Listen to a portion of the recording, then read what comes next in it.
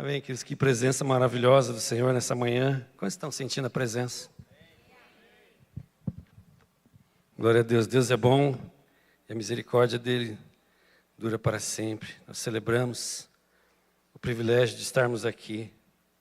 Aleluia. Esses dias só que tirar um negócio aqui.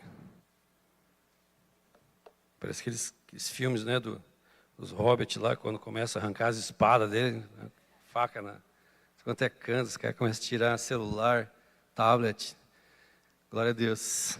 Amém. Fala para quem está do teu lado aí, que bênção você estar aqui nessa manhã. Glória a Deus. Amém, queridos. A presença do Senhor. Celebramos a presença do Senhor, a presença da graça do Senhor, da misericórdia do Senhor. Estava lendo esses dias que é a presença do Senhor. E no Antigo Testamento, geralmente a presença do Senhor é ligada a um encontro com a face dele. Face a face com o Senhor é estar na presença dele. Peniel é estar envolto, totalmente imerso na presença do Senhor. E é interessante que os cientistas descobriram que há uma área no cérebro, a área da alegria, que é despertada pela presença dos cuidadores. Não sei se você é pai aqui, quando você pega teu filho no colo e você sorri para ele sorri de volta. Há uma área cerebral que é a área da alegria, que é despertada pela face. Consegue imaginar isso? A face do cuidador. Interessante que Davi já escreveu sobre isso lá em Salmo 34, 5, ele fala: os que olham para ele estão radiantes de alegria.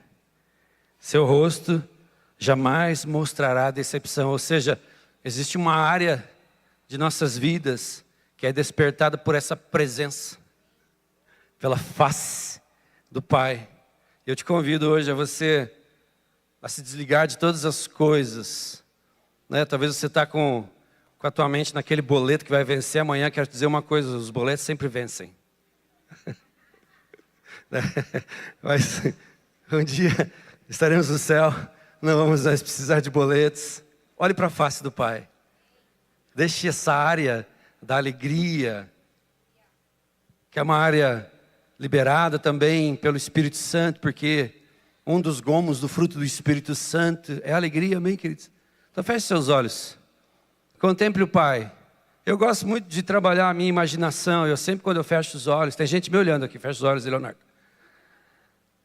Eu gosto muito de imaginar o céu, aquela atmosfera de graça, de bondade. Eu gosto de imaginar aqueles 4 seres viventes, que a Bíblia fala que eles são cheios de olhos por dentro e por fora. Eu fico tentando imaginar isso, mas a minha mente não consegue chegar muito perto. Mas por que eles têm tantos olhos? Para contemplar a beleza do Senhor,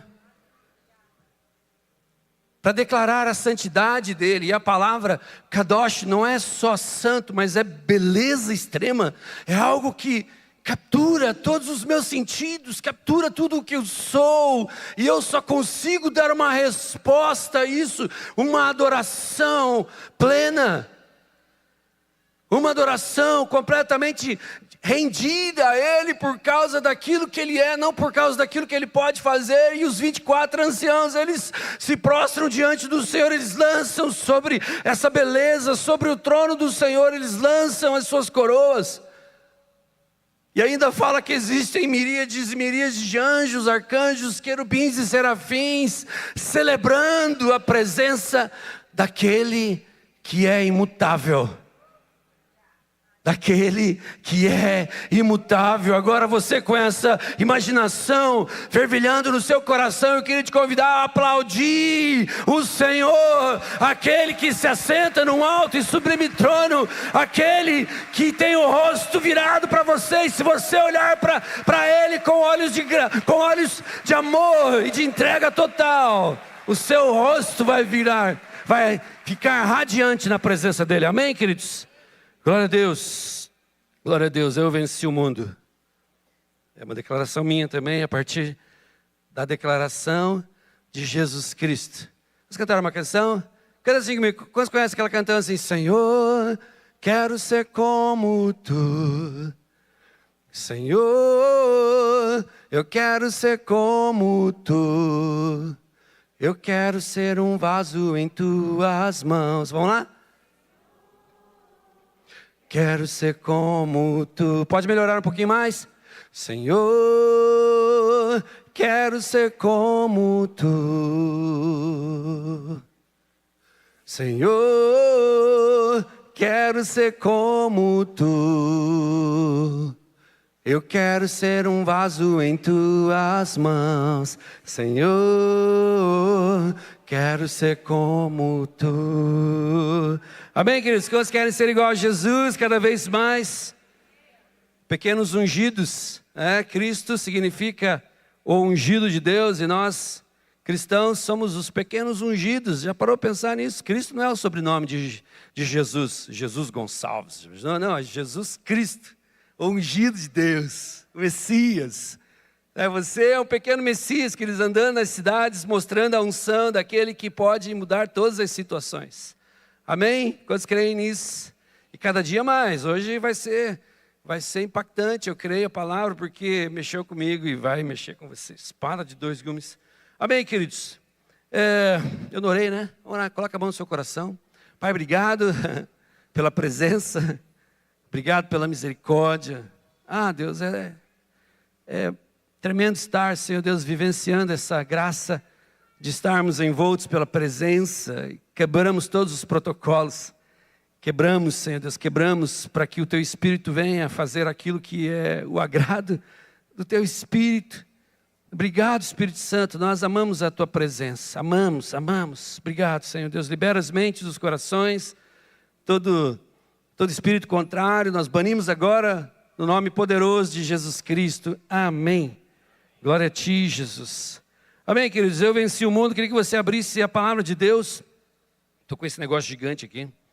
Acabou de meu laptop, meu tablet acabou de falecer. Acabou.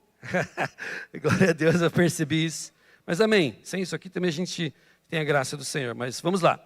Abra lá a palavra de Deus em João 25, 19, 16. Todos acharam? Quem não achou? Diga amém. Se você não tem Bíblia, você senta do lado de um crente aí, que ele vai compartilhar a Bíblia dele com você. Vamos lá, 16, versículo 25 em diante. Fala assim: disse-vos isto por parábolas. Chega, porém, a hora em que vos não falarei mais por parábolas, mas abertamente vos falarei acerca do Pai. Naquele dia pedireis em meu nome, e não vos digo que eu rogarei por vós ao Pai, pois o mesmo Pai vos ama. Vamos lá de novo. Pois o mesmo Pai vos ama, visto como vós me amastes e crestes que saí de Deus, saí do Pai e vim ao mundo. Outra vez deixo o mundo e vou para o Pai.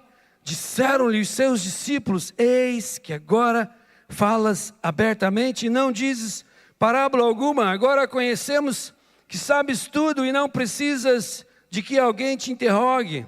Por isso, cremos que saíste de Deus. Respondeu-lhe Jesus: credes agora? Eis que chega a hora e já se aproxima, em que vós sereis dispersos, cada um para a sua casa, e me deixareis só. Mas não estou só, porque o Pai está comigo. Tenho-vos dito isso para que em mim tenhas paz. No mundo tereis aflições, mas tende bom ânimo. Eu venci o mundo. Repete comigo, Senhor: mas tende bom ânimo. Eu venci o mundo. Amém. Nós queremos isso, Pai. Tua palavra é maravilhosa. Queridos, o tema dessa mensagem é Eu Venci o Mundo. E o capítulo 16, ele é chamado de o sermão de despedida. Jesus estava indo para novamente retornar ao céu, do trono que ele havia deixado.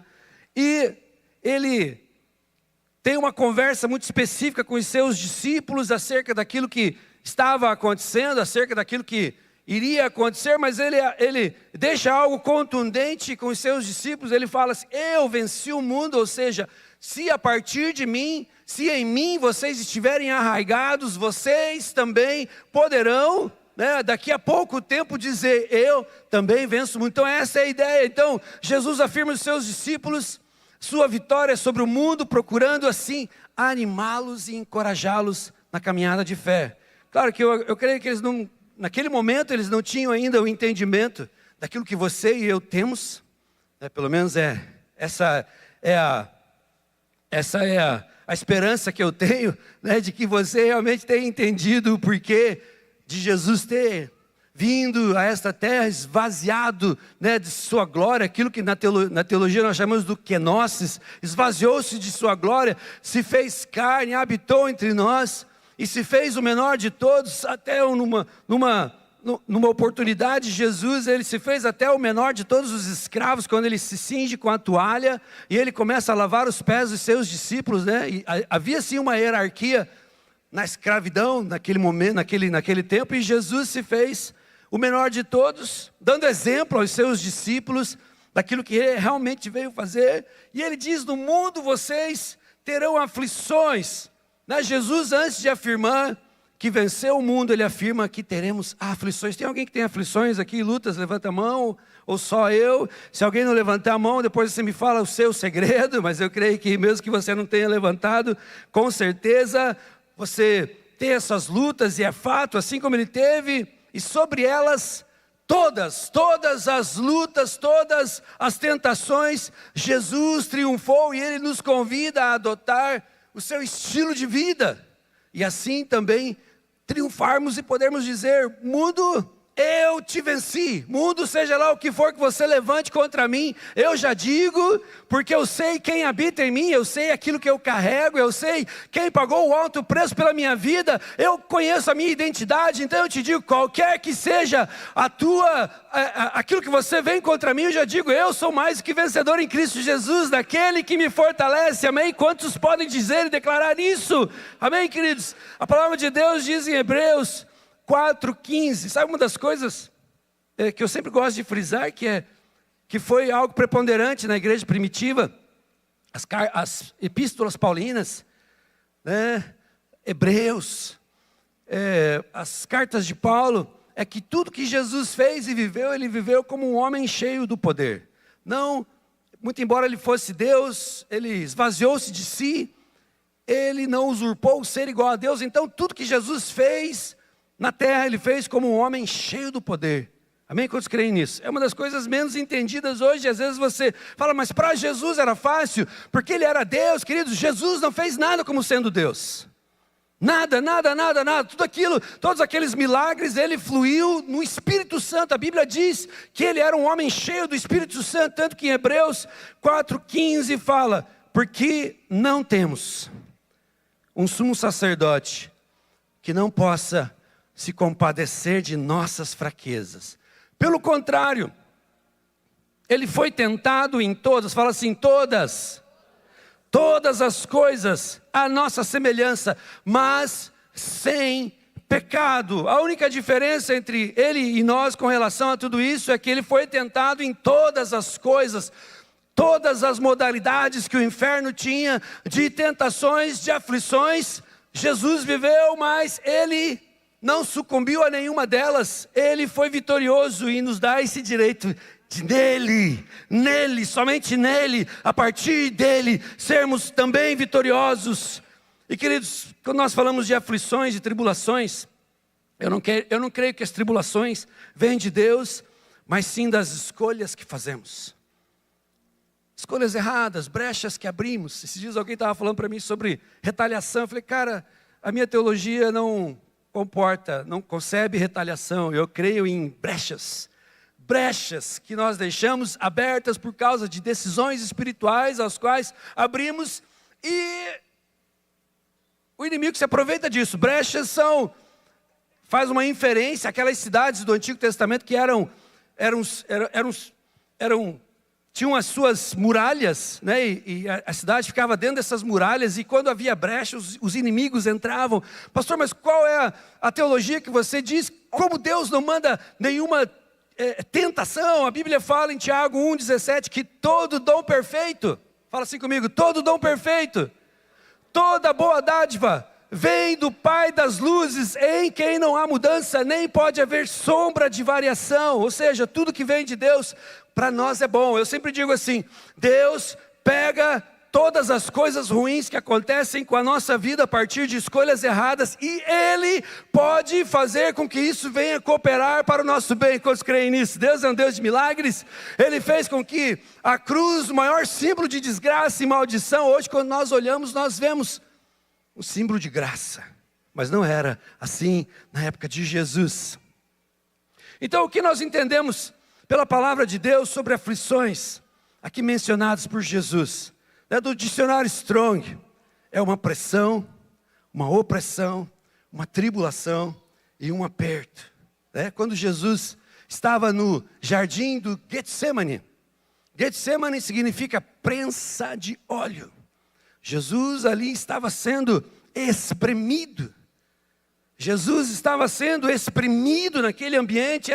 Era sim uma aflição, era sim uma tribulação, era um aperto. E dele saiu óleo. Quantos creem nisso? Óleo de vida, óleo de graça.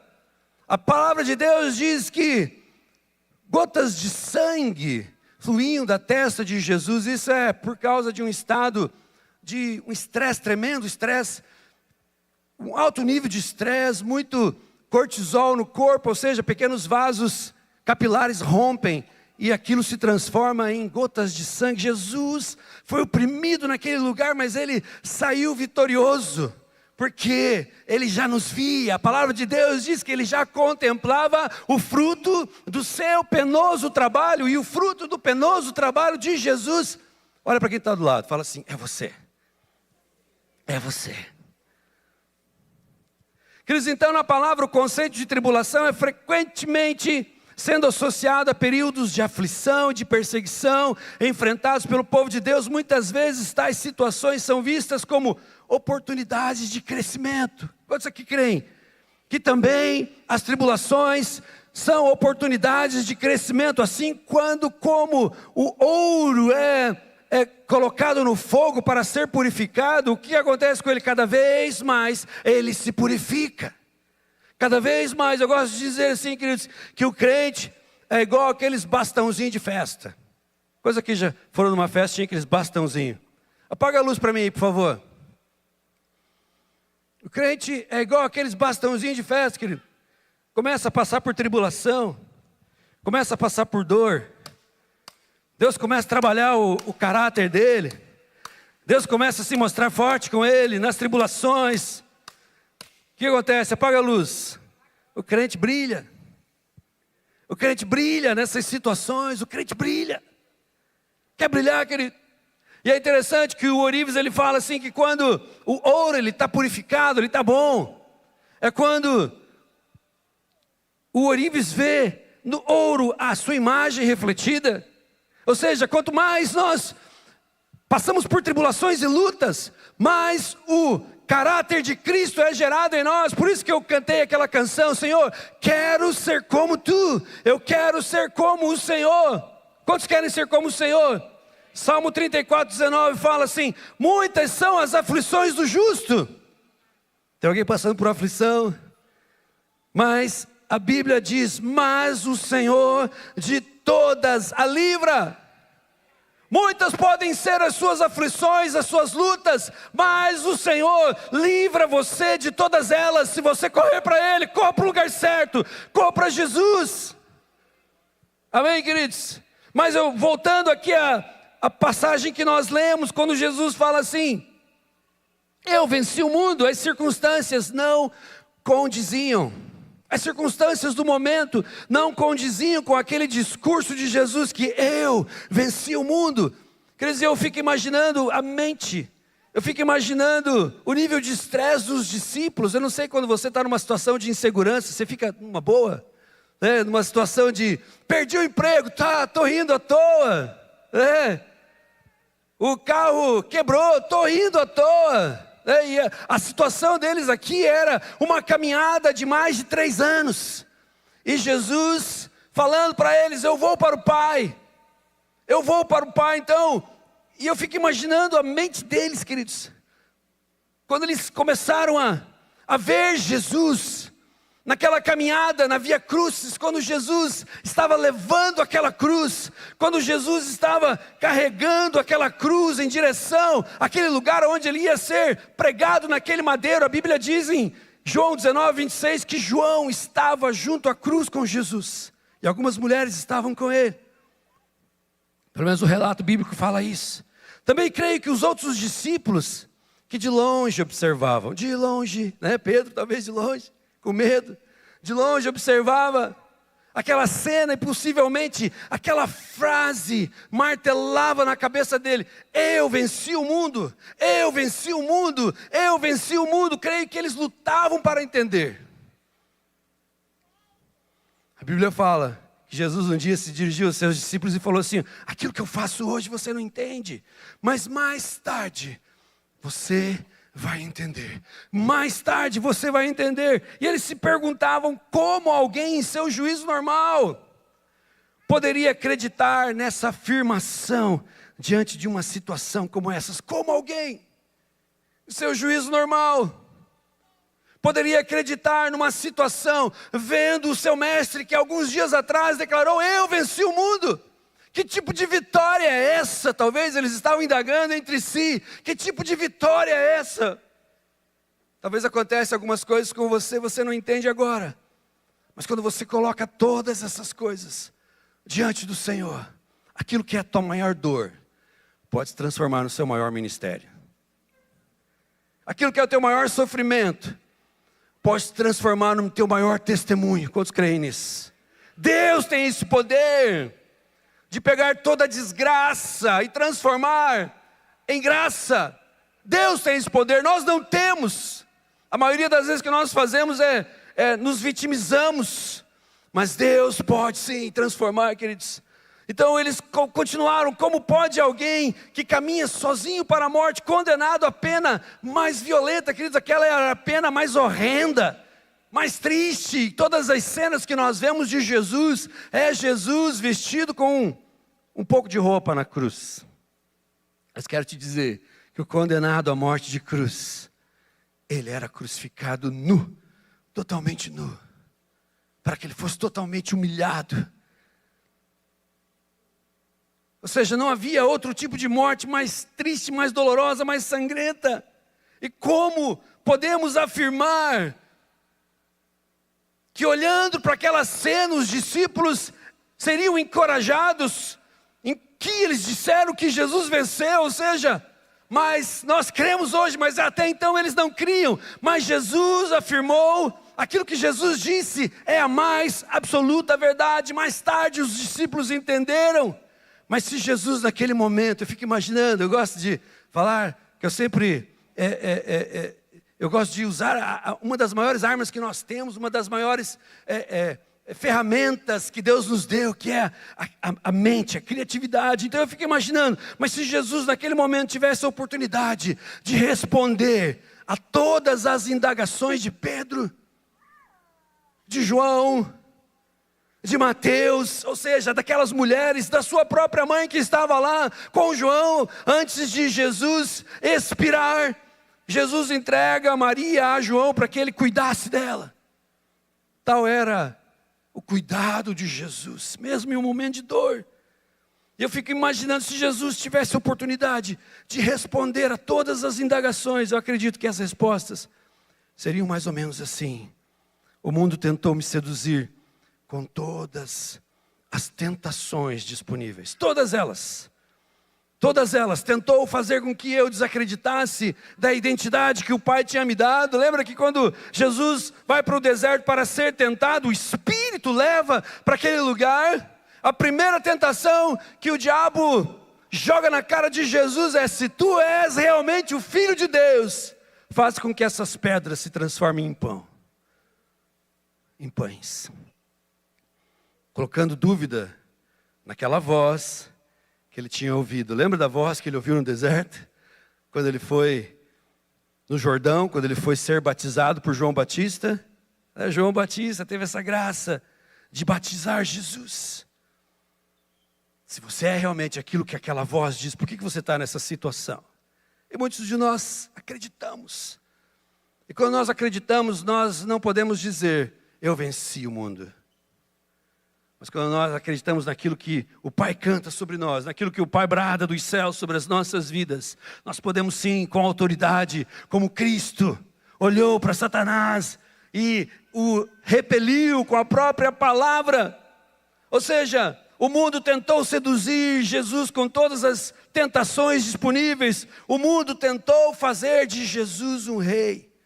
Tentou cobrir Jesus com glória, mas não conseguiu. A Bíblia diz em João 6,15 que Jesus sabia que o haviam de vir para fazerem dele um rei.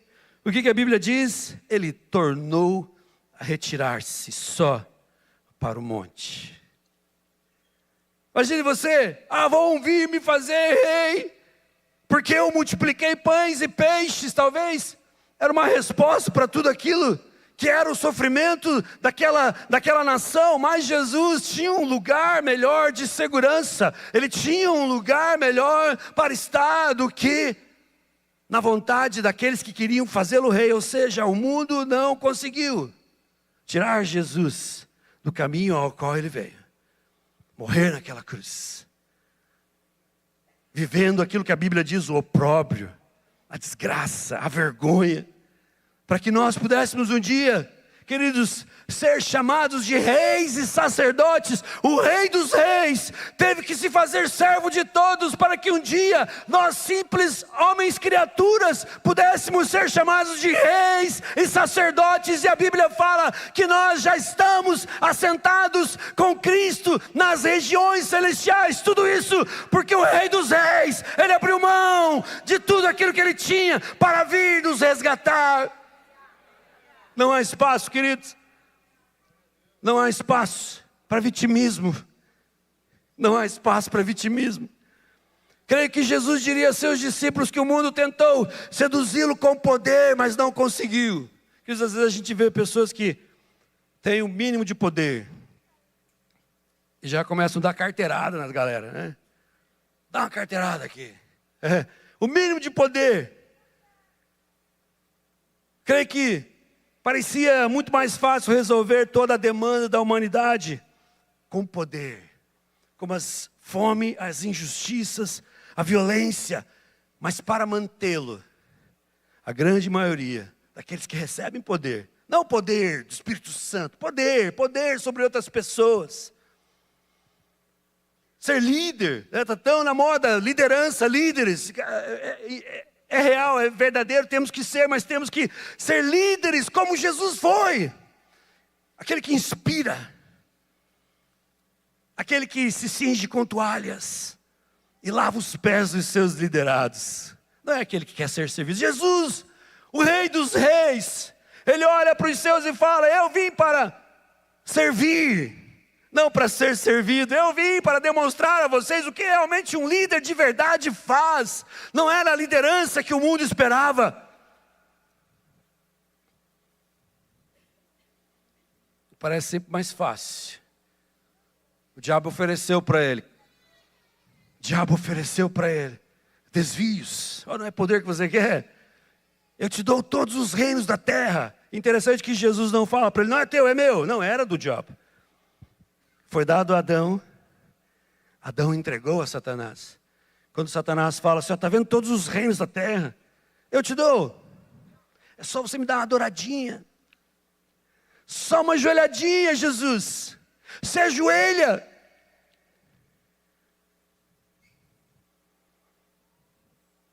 Jesus preferiu o caminho do amor. O caminho do sofrimento. Jesus preferiu servir. Mas diante dessa oferta que o mundo oferece a Jesus, eu creio que ele diria aos seus discípulos, mas eu permaneci ao lado do meu Pai, fazendo a vontade dele, e essa vontade dele era a minha comida e a minha bebida. Fazer a vontade dele era a minha comida e a minha bebida. Será que nós temos esse coração? Será que nós temos esse desejo? Senhor, eu quero ser como tu. Lembra que nós cantamos? Às vezes, eu sempre falo assim, queridos, talvez o momento que nós mais pecamos, É o momento da adoração, porque nós não prestamos atenção. Às vezes a gente canta assim, tua presença vale mais do que um dia. Engraçado que no Antigo Testamento, a adoração não era sentimento, era um movimento.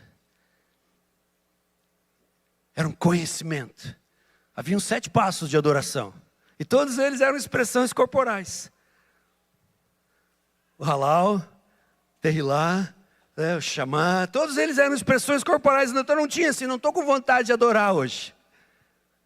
Eram decisões, eram 7 passos que a pessoa dava. Eram 7 passos para subir ao monte de Sião. E quando chegava lá, ele já estava nos cânticos espirituais, mas tudo sem ter tido, não estou com vontade. Não, era um conhecimento. Eu preciso. Não é Deus que precisa ser adorado. Nós que precisamos adorá-lo. Faz parte do meu face a face com Ele. Se eu não o adoro, falta algo em mim. Mas Ele não tem carência de adoração. Não tá, um Deus carente de adoração lá no céu. Eu estou tão carente da adoração da pastora Lindsay hoje. Não existe isso. Somos nós. Somos nós, queridos. Então Jesus permaneceu ao lado do Pai, fazendo a vontade dEle, que era a bebida e a comida dEle. Em vez de poder, Ele escolhe a submissão. Em vez de domínio, Ele escolhe o amor. Em vez de solução fácil e mágica, Ele escolhe a fraqueza da humanidade. Talvez Jesus falasse para os seus discípulos também, naquela parada, naquela explicação do porquê Ele venceu o mundo. Talvez o próximo tópico seria para os seus discípulos, seria assim: o mundo tentou plantar em mim o ódio e a amargura, mas ele não conseguiu. Pensa que triste que eu fiquei, pensando em Jesus, melancólico. Pensa que triste que eu fiquei quando o povo gritou, Barrabás! Matem Jesus! Eu escolho Barrabás! Às vezes a gente faz isso, querido. Às vezes quando a gente peca, a gente faz isso. Sabe quando você vai fazer algo errado e vem aquela voz que você acha que é a tua consciência? É o Espírito Santo. Será que eu faço isso? Jesus ou Barrabás? A gente faz isso. Pensa Jesus triste lá na cruz. Puxa, Judas me traiu. Queridos, na mesa de Jesus, Ele trata bem, até o último, até os traidores. Às vezes a gente acha que Jesus foi irônico quando pegou e embebeu o primeiro bocado, e deu para Judas. Aquilo era honrar alguém que fazia parte da mesa. Jesus estava dizendo, mesmo que você não me honra, eu te honro. Quem de nós faz isso? Senhor, eu quero ser como tu. Às vezes nós lemos lá em Mateus 6, 9. Pai nosso que estás no céu, santificado seja o vosso nome. Quando eu vou fazer velório que tem católico, eu sempre fico com medo de errar. Santificado seja o vosso nome. Joga aqui para nós. Mateus 6, 9. Vamos lá, todo mundo junto, vai lá. Vocês devem orar assim: Pai nosso, que estás nos céus, santificado seja o teu nome. Venha o teu reino. Seja feita a tua vontade, na terra como no céu. Dá-nos hoje o pão nosso de cada dia. Perdoa as nossas ofensas, como também temos perdoado aqueles que nos ofendem. E não nos deixes cair em tentação, mas livra-nos do mal, do maligno. Está vendo como erra? Pois teu é o reino, o poder e a glória para sempre. Amém. Continua no 14. Pois se perdoarem as transgressões uns dos outros, o Pai Celestial também perdoará vocês. Vamos lá, próximo. Mas se não perdoarem uns aos outros, o Pai Celestial o quê?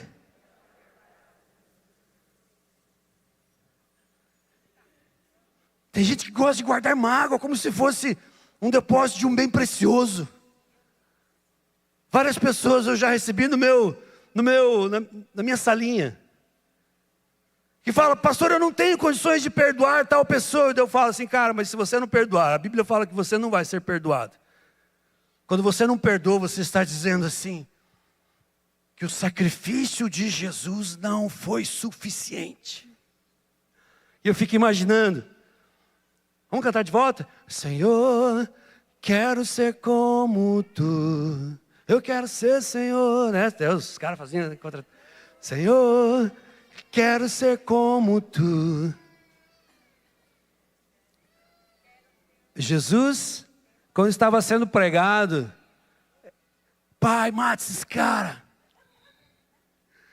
Pai, eu entrego na tua mão, esse centurião, miserável de centurião, que está pregando a minha mão na cruz. O que é que ele falava na cruz? Pai, perdoa-lhe. Pai, perdoa-lhe. Porque eles não sabiam o que fazem, mas nós sabemos quando nós dizemos não te perdoo. Muitos falaram mal de mim, ele poderia ter dito para os seus discípulos. Outros me traíram e abandonaram. João 6,66. Quando Jesus fala: vocês precisam comer minha carne, beber o meu sangue. Ali diz que Jesus, de 1 milhão de seguidores no Instagram, ficou com 12, e um era traidor. João 6,66. E muitos dos seus discípulos o abandonaram, o deixaram. O Instagram de Jesus mirrou naquele dia.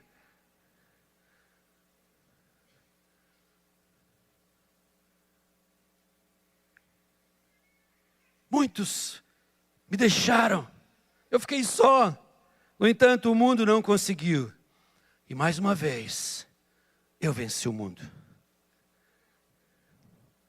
Amei todos, inclusive aqueles que teciam o mal, que arquitetavam em seus corações os planos mais perversos.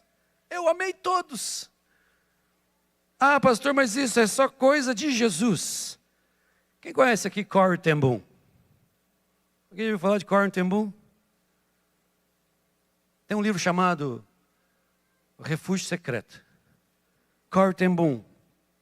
Ela, o pai, a mãe, a irmã, o irmão escondiam judeus dos nazistas. Porque os nazistas, eles, não sei se você sabe, mas matavam judeus. Ela escondia os judeus, mesmo sabendo que se fosse pega, toda a família corria risco de morte. E sabe o que aconteceu? Alguém dedou.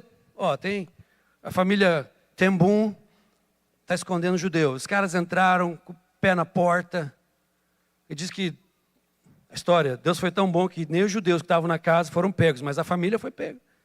10 dias depois, o pai idoso não aguenta, morre no campo de concentração. O irmão é morto. Alguns dias depois, ela e a irmã são mandadas para o campo de Ravensbrück para ficar lá anos, dormindo em um colchão de pulgas piolhentas. E a irmã Betsy falava para Corrie, agradeça a Deus por todas as coisas. A Corrie falava: como é que eu vou agradecer a Deus por dormir num colchão cheio de pulgas? Agradeça. Só agradeça. Mais tarde ela descobriu que elas não eram violentadas porque elas eram piolentas e dormiam num colchão cheio de pulgas. E a Betsy, que era mais crente, já andou com gente muito crente aqui? Ela era mais crente, a Corrie não era tão crente naquele momento. Você precisa ter um amigo muito crente. Sabe aquele amigo que às vezes a maioria fala assim: esse cara é muito crente, não dá para caminhar com ele. Só fala de Jesus, queima Jesus. Cada 10 palavras, 12 é Jesus Cristo. Você precisa ter um amigo assim, querido. Ou seja um amigo assim. Melhor ainda, seja esse cara. Corrie ten Boom, ela foi salva por um erro. Erraram o nome dela. Mas era para ela ter sido morta no dia seguinte. Mas ela recebeu uma carta que era para ela ser liberta da cadeia, do campo de concentração de Ravensbrück. Ela saiu e depois, mais tarde, ela descobre. Mas alguns anos depois, ela começa a falar sobre perdão, sobre perdoar. E um dia ela chega na Alemanha, se eu não me engano ela era holandesa, ela chega na Alemanha, alguém estica a mão para ela e fala assim, paz do Senhor, Mancory. E ela olha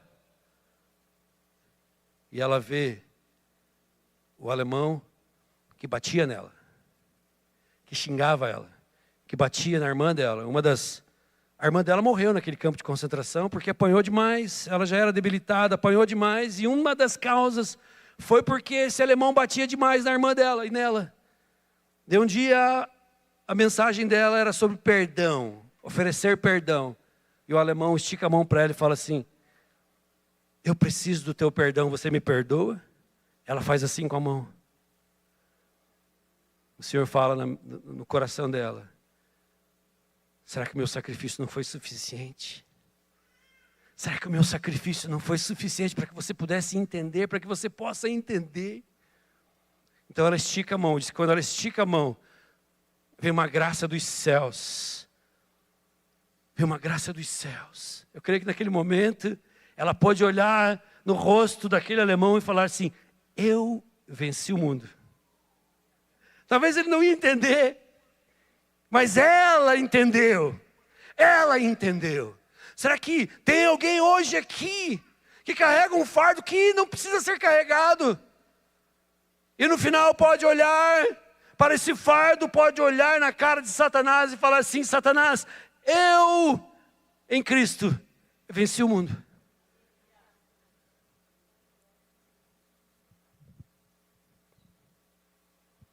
O mundo tentou me fazer um grande líder. Mas os meus olhos estiveram voltados toda a minha vida para um único lugar. Para o trono do meu Pai. Fico imaginando essa conversa. Os discípulos, Jesus, agora eu estou entendendo.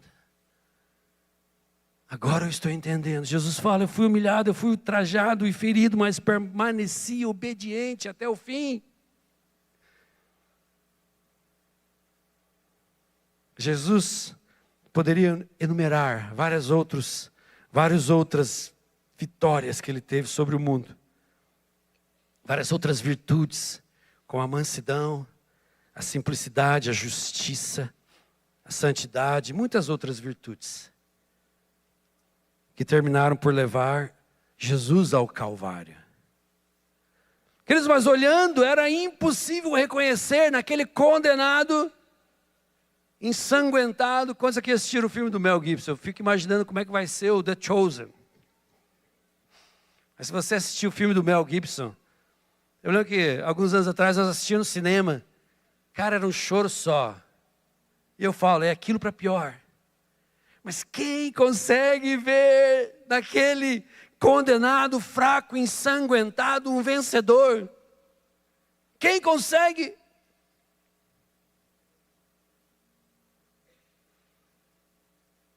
A multidão à sua volta, eufórica, com aquele espetáculo da morte, espetáculo da cruz. Via ali um vencedor, vencido pela fúria da loucura humana. Estava lendo um artigo esses dias que diz que o ser humano está cada vez mais vil, se contentando com a desgraça do outro. Não é o tópico da mensagem, qualquer dia a gente fala sobre isso. Quem aqui não fica feliz quando aquele motoqueiro que empina a moto cai? Fala a verdade. E está ficando pior. Analisa aí. Está ficando pior. Quando aquela pessoa que é chata na tua empresa leva uma bronca do chefe.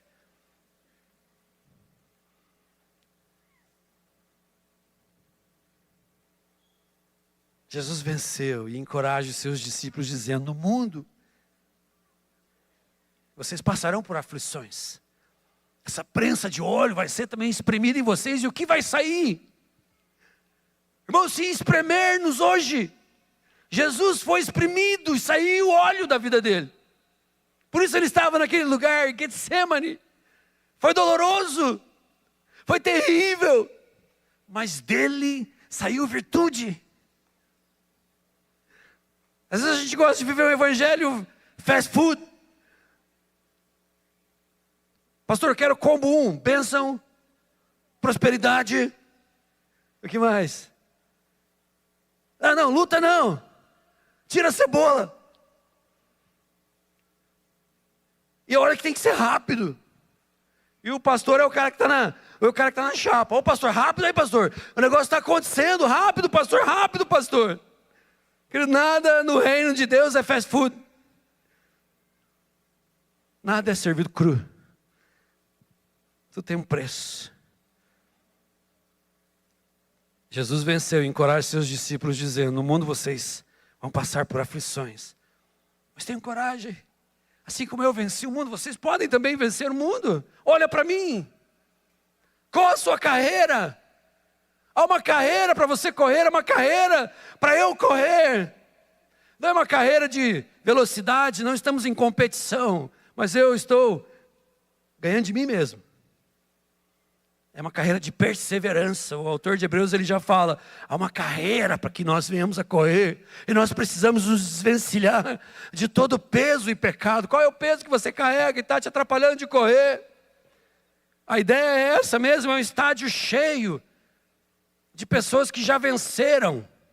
Por isso, é o capítulo 12 de Hebreus. O 11 fala dos heróis da fé. Abraão, que peregrinou sem saber por onde ia, mas sabia que Deus o guiava. Sabia que Deus o levava. É Jacó, que não aguentava mais ser Jacó. E queria a presença de Deus, por isso foi num face a face. Saiu de lá marcado, mancando, mas nunca mais foi o mesmo. Alguns foram cerrados ao meio. Isaías, sabia disso? O profeta Isaías foi cerrado ao meio. Aquele que viu o céu, contemplou a dinâmica do céu. Aquele que disse: Senhor Deus, ai de mim, que sou um homem de impuros lábios e habito no meio de um povo de impuros lábios.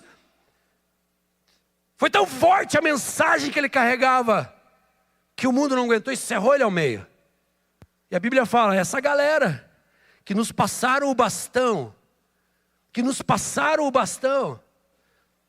agora nós corremos. Quais são os pesos e pecados que nós precisamos abrir mão? Nos desvencilhando de todo peso e pecado. O mundo não conseguiu vencer Jesus Cristo. Por um momento até achou que havia conseguido. Afinal, ele estava caminhando o caminho do Calvário. E o caminho do Calvário era um caminho só de perdedores. Com certeza o homem que mandou Jesus para aquele lugar era um político influente, um vencedor. O mundo via assim. Por um momento o mundo parou para ver a derrota do Filho de Deus. Mas coube a ressurreição. Coube a ressurreição. Demonstrar que não havia mais inimigos à altura de Jesus. Quando nós falamos para as pessoas assim: Jesus não tem inimigos, nem Satanás é inimigo de Deus, porque o inimigo sempre é à altura. Satanás é teu inimigo e é meu inimigo, mas não de Jesus, porque não se compara, não chega perto daquele que está assentado num alto e sublime trono, e ninguém se compara a ele. A ressurreição foi a vitória. A cruz e a ressurreição foi a vitória da justiça, do amor, da paz, do perdão, da reconciliação, que derrotou a arrogância e o pecado da humanidade. E a Bíblia fala que todo o que é nascido de Deus, presta atenção nisso, todo o que é nascido de Deus vence o mundo. E esta é a vitória que vence o mundo, a nossa fé. Todo que é nascido de Deus vence o mundo. O que você precisa vencer na sua vida hoje? Para que você olhe para Satanás com autoridade e fala: isso você não tem mais contra mim. Eu venci o mundo. Eu venci o mundo. venci o mundo. A exemplo de Jesus, eu venci o mundo. O que você precisa entregar para Jesus hoje? Qual o peso? Qual o pecado? Alguns anos atrás, eu fui numa igreja, muitos anos atrás, na verdade. Eu fui numa igreja com o pastor Steve Hill, lá em Pensacola. Ele pregava e ele andava pela igreja com um balde. E ele falava assim, ó: você que tem um vício, joga aqui seu cigarro. Você que tem um vício em droga, joga aqui a sua droga. E sabe o que acontecia, queridos? Aquele balde voltava cheio, tanto que eles tinham que entregar para as autoridades. Estava acontecendo um avivamento naquela cidade. Eu fiquei 12 horas numa fila para participar de um culto que não tinha fim.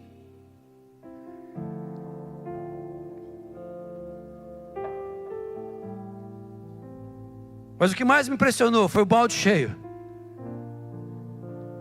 Se tivesse um balde hoje aqui, espiritual, um balde espiritual,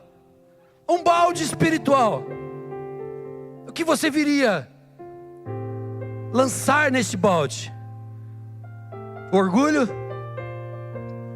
arrogância, aquele pecado escondido, aquilo que Satanás tem te amarrado, um vício.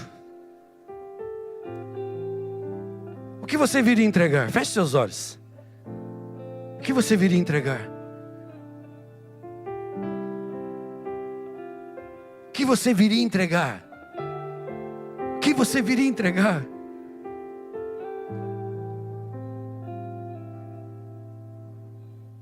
O que eu viria entregar nessa noite, nessa manhã, neste balde espiritual?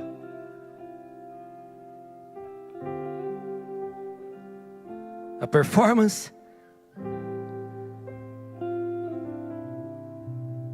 o ódio, a tristeza, a frustração, a depressão, a ansiedade. O quê? O que Jesus está pedindo nessa manhã para você? Para que você possa sair daqui declarando: uau! Eu venci o mundo! Eu venci o mundo!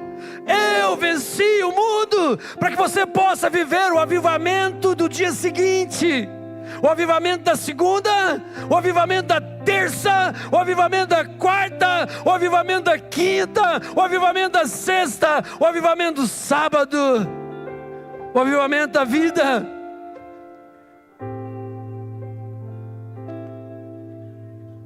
Alguém já disse, quando nós fazemos encontro com Deus, que nós devemos viver a unção do homem de vidro. Que é aquele homem, aquela mulher que não tem nada para esconder. Nada. Todas as coisas confessadas estão ao pé da cruz. Agora, aquilo que não é confessado está na mão de Satanás, e ele pode usar. Sabe, quero te dizer algo muito, muito forte nessa manhã. Satanás, ele age nas nossas vidas por legalidade. Quando nós pecamos, damos legalidade. Quando nós pecamos, damos legalidade. Deus, ele age em nossas vidas por princípios. Quando nós confessamos, a Bíblia fala, em 1 João 1,9, se nós confessarmos os nossos pecados, Jesus, Ele é fiel e justo para perdoar os pecados e nos purificar de toda injustiça.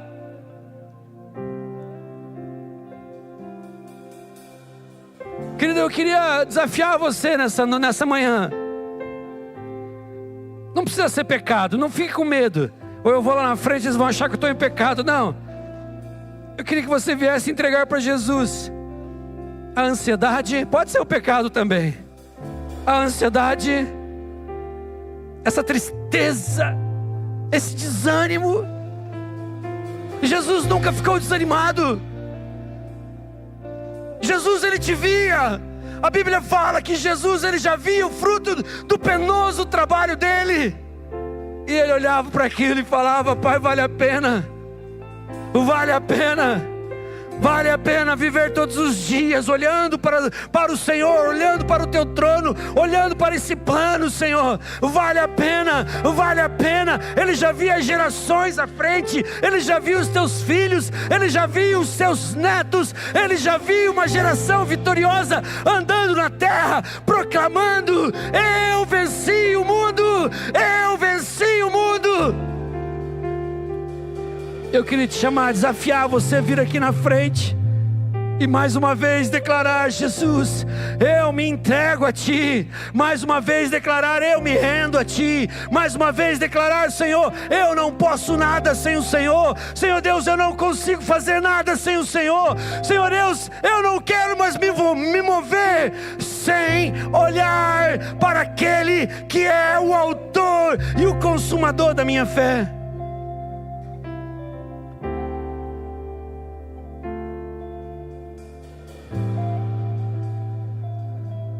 Se coloque em pé, igreja. Se coloque em pé.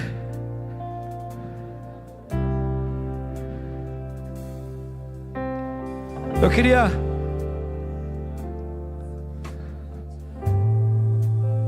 declarar que há graça neste lugar. Há graça neste lugar. Há graça neste lugar. Há graça neste lugar. Há um rio de vida neste lugar. Há graça neste lugar. Há graça neste lugar. E a Bíblia fala: Pai, que o Pai te aguarda. O Pai te quer por inteiro, não pela metade. O Pai te quer por inteiro. O Pai te quer por inteiro. O Pai te quer por inteiro.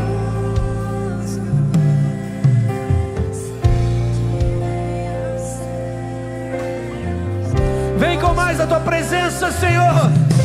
Vem com mais a Tua presença neste lugar. Vem com mais a Tua presença neste lugar. Vem com mais a Tua presença neste lugar. Vem com mais a Tua presença, Espírito Santo.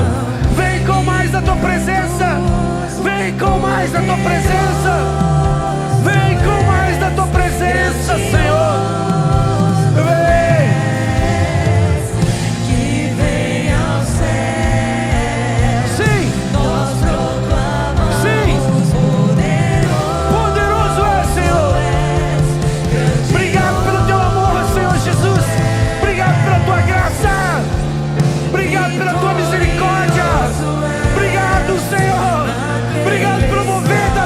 Neste lugar, o mover das águas neste lugar, o mover das águas neste lugar.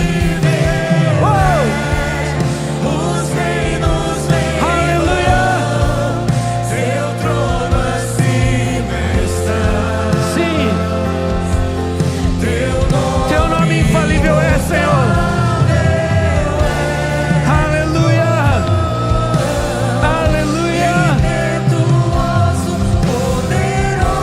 Poderoso, Senhor, poderoso, poderoso, aleluia.